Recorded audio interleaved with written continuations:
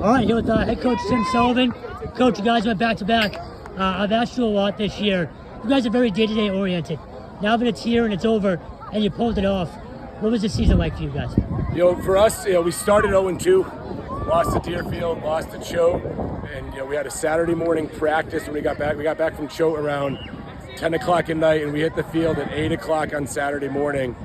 And I could just tell that this was a resilient group. We had a great practice, and then things just started rolling, and we were just able to deal with adversity.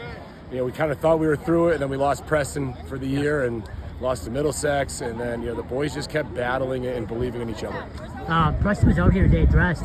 Was that just to kind of get him out here and be able to be a part of this today? He's been a huge part of it, and I think for him to go out and kind of warm up a little bit with the team, one of the captains, 4-year guy, we would have loved to have had him on the field, but that was the next best option for him.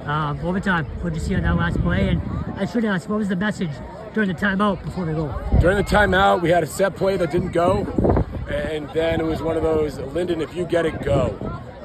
He's been our guy all year in those situations, and when the ball was in his stick, we had a lot of faith. The goalie for Tabor played outstanding.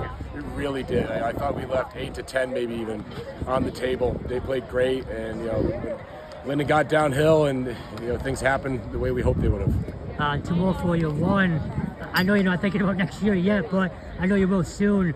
Just in general, though, what does this mean for the program to go back-to-back? I think this new playoff scenario is hard. Yeah.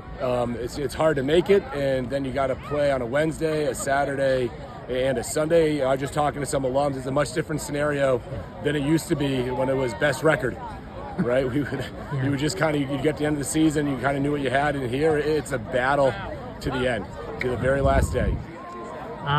Again, when do you start looking at next year? But also, what is the senior class? What's their legacy leaving here? I think for them, they look at their first 2 years in this playoff system, and it was hard. We learned a lot, and I'll be honest, the senior class carried us through the last 2 years. And we always count on our seniors, and this one was extra special. They just worked incredibly hard, and they had goals. When do you start looking ahead? We'll start looking ahead, I don't know, maybe sometime in July or August.